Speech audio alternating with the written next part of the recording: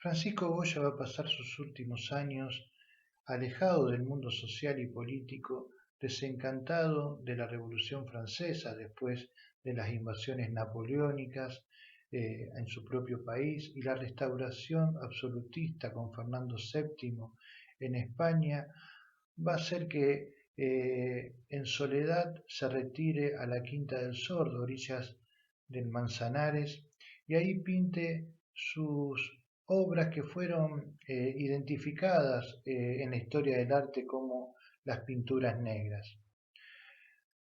Son obras totalmente significativas, teniendo en cuenta el contenido y el trabajo estético que realiza Francisco Goya en estas pinturas. Podemos ver que las mismas van a estar emplazadas en las paredes de la casa, 6 en la planta baja y 8 en la planta alta, en un total de 14 pinturas negras, donde él va a trabajar justamente una estética que es la estética de la fealdad, eh, basándose en concepciones tremendistas, trabajando también lo irónico, lo sarcástico, jugando mucho con el contenido de la idiosincrasia popular, también la superstición, los ritos de esos sectores populares, también trabajando el aspecto psicológico, lo social, todo comprimido en estas pinturas negras que como aspecto estético van a ser totalmente oscuras, tremendistas, eh, formas que se van a desintegrar en una atmósfera oscura, abundan los colores ocres, el negro, las formas van a ser totalmente abiertas y fundamentalmente expresionistas.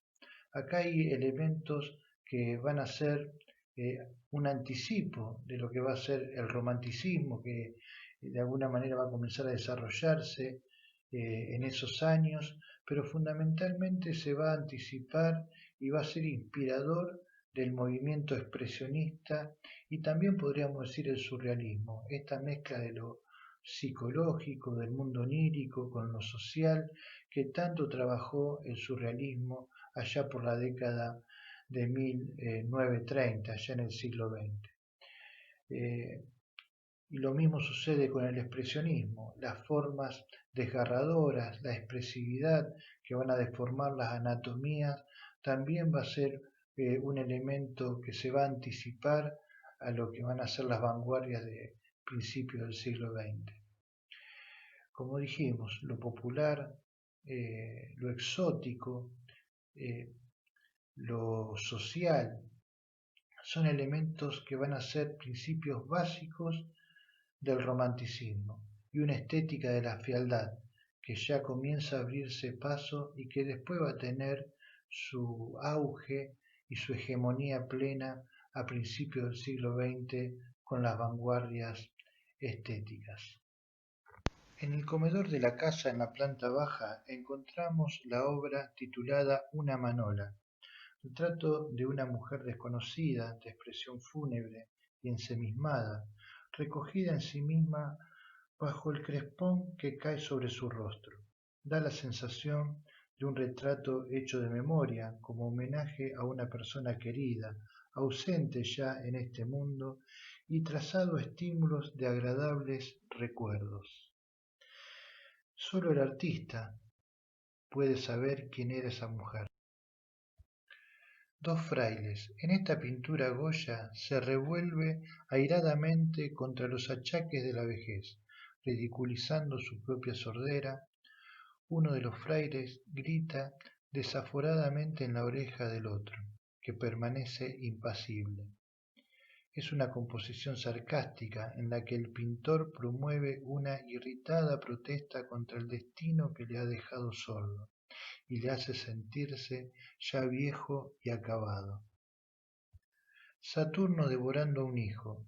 He aquí un extraño cuadro de comedor en donde quizás la ironía del pintor compuso este bodegón terrible de un padre que devora a su propio hijo. Es quizás un análisis de la gula para reflexionar de sus invitados, la alusión al retorno del absolutismo, devorándose a su pueblo, o tal vez el tiempo que se lo está devorando haciendo alusión a su propia vejez. Lo que sí que esta pintura está cargada de expresividad y es uno de los pilares de la estética de la fealdad por su trementismo y por su visión sublime e inquietante. Judith y Holofernes. En la iconografía de Judith es quizás la de Goya la más humana y realista. La luz de la luna baña la figura de Judith y de la vieja sierva, dejando en la penumbra en donde apenas si se divisa el cuerpo de Holofernes, que yace ebrio, ignorante de la muerte que se cierne sobre él. ¿Cuál fue la razón en la que Goya pintó este cuadro? ¿Qué propósito lo indujo a ello? Descartada la casualidad, ya que ninguna obra de arte nace por casualidad, es muy posible que su admiración por las mujeres españolas que supieron luchar valientemente contra las tropas napoleónicas en la guerra de la independencia debió desbordar el orgullo del artista.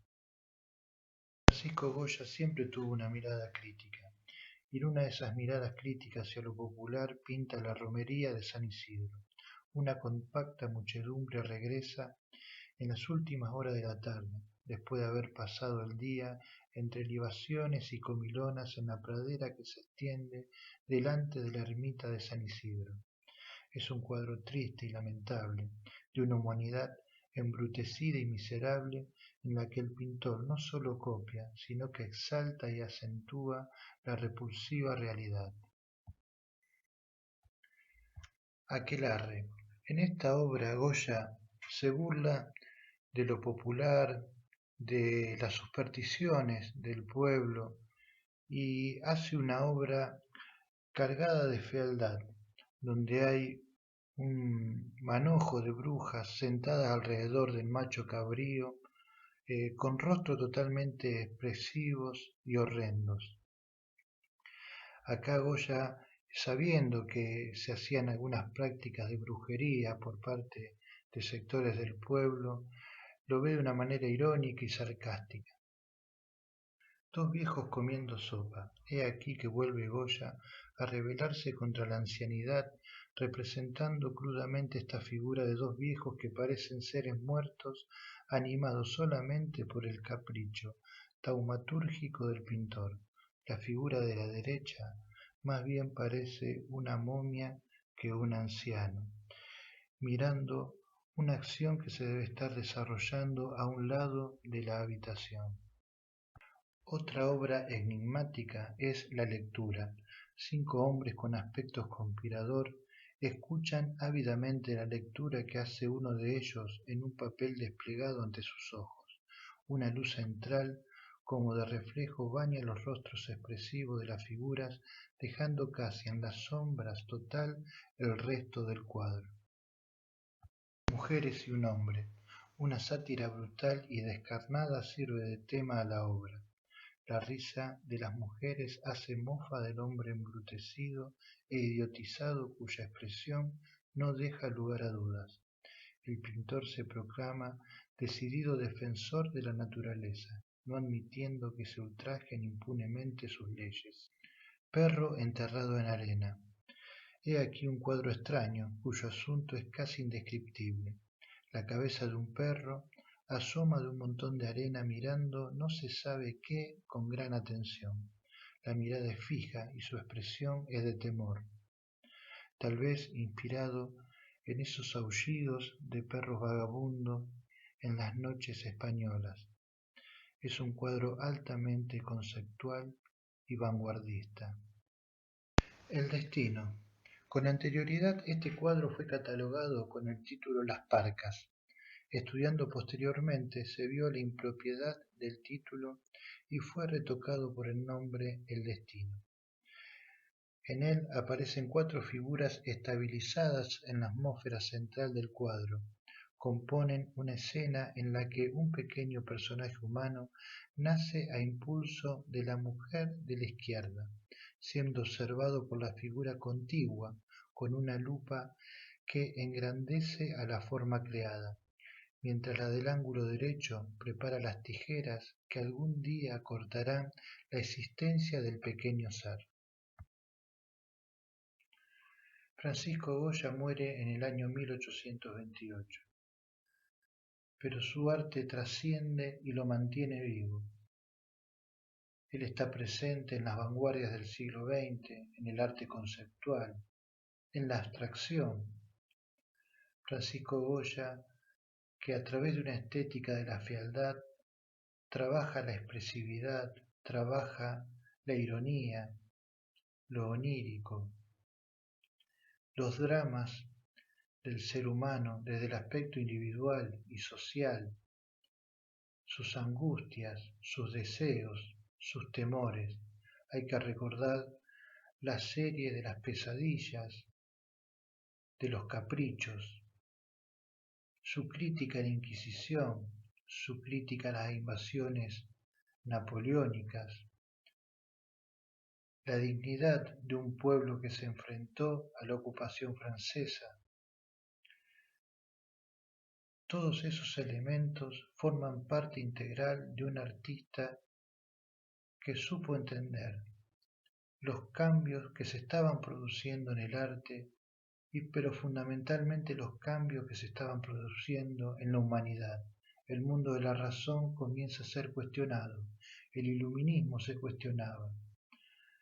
Él rompe con el neoclasicismo y abre las puertas al romanticismo, un movimiento que va a tener en su esencia los gérmenes de una revolución mucho más proletaria que se va a expresar en lo que es la Comuna de París. Goya fue todo eso. Goya deja un gran legado en cuanto al rol del intelectual y el compromiso con su tiempo y con la historia.